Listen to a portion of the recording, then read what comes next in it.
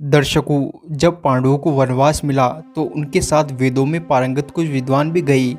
उनके पालन पोषण के लिए युधिष्ठिर ने भगवान सूर्य से एक ऐसा पात्र मांगा जिसका भोजन कभी भी समाप्त ना हो।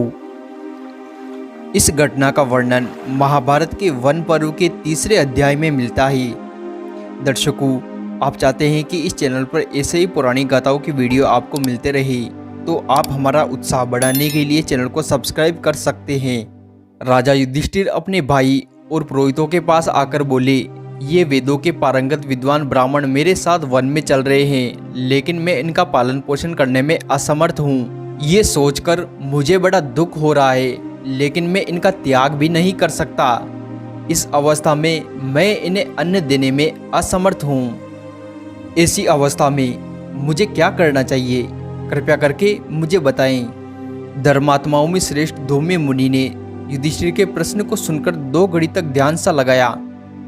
धर्म पूर्वक इसका उपाय अन्वेषण करने के पश्चात वे बोले, राजन, सृष्टि के प्रारंभ काल में जब सभी प्राणी भूख से व्याकुल हो रहे थे, तब भगवान सूर्य ने उन सब पर पिता की भांति दया करके उत्तरायण में जाकर उन्होंने अपनी किरणों से पृथ्वी के जल को खींचा और दक्षिणायन में लौटकर अपने जल से उन्होंने पृथ्वी को अविष्ट किया। इस प्रकार जब सारे भूमंडल में क्षेत्र तैयार हो गए, तब औषधियों के स्वामी चंद्रमा ने अंतरिक्ष में मेघों के रूप में परिणीत हुए सूर्य के तेज को प्रकट करके उसके द्वारा बरसाए हुए जल, अन्न आदि से औषधियों को उत्पन्न किया। चंद्रमा की किरणों से अभिषिक्त हुआ सूर्य जब अपने प्रकृति में स्थित हो जाता है, तब 6 प्रकार के रसों से युक्त पवित्र औषधियाँ उत्पन्न होती है। वही पृथ्वी में प्राणियों के लिए अन्न होता है। इस प्रकार सभी जीवों के लिए प्राणों की रक्षा करने वाले अन्न सूर्य रूप ही है। अतः भगवान सूर्य ही समस्त प्राणियों के पिता है, इसलिए तुम उन्हीं की शरण में जाओ, जो जन्म और कर्म दोनों ही दृष्टियों से परम उज्जवल है। ऐसे महात्मा राजा भारी तपस्या का आश्रय लेकर संपूर्ण प्रजाजनों का संकट से उद्धार करते हैं। इसी प्रकार तुम भी सत्कर्मों से शुद्ध होकर तपस्या का आश्रय लेकर धर्मानुसार द्विजातियों का भरण पोषण करो। युधिष्ठिर ने ब्राह्मणों के भरण पोषण के लिए, जिनका दर्शन अत्यंत अद्भुत है, उन भगवान सूर्य की आराधना इस प्रकार की। जिस प्रकार धौम्य ऋषि ने महात्मा युधिष्ठिर को पहले भगवान सूर्य के 108 नाम बताए, उनका वर्णन किया।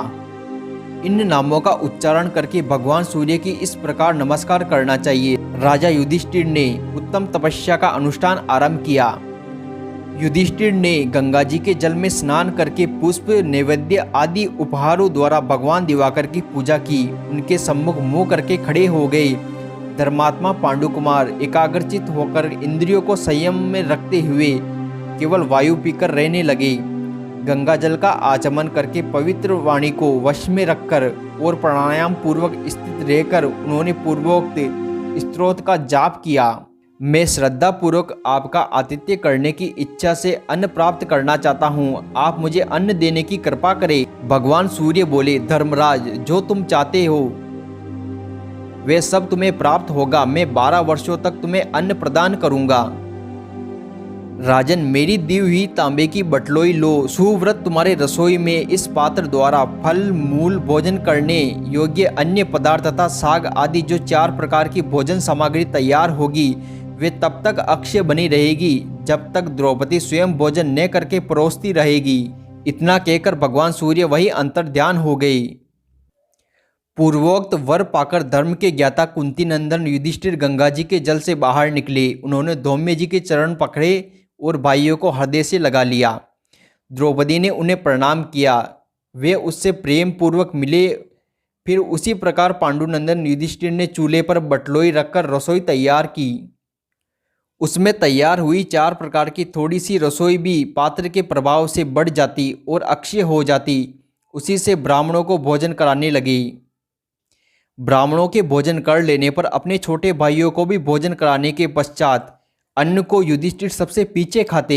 युधिष्ठिर को भोजन कराकर द्रौपदी स्वयं शेष अन्न को खाती। द्रौपदी के भोजन कर लेने पर उस पात्र का अन्न समाप्त हो जाता।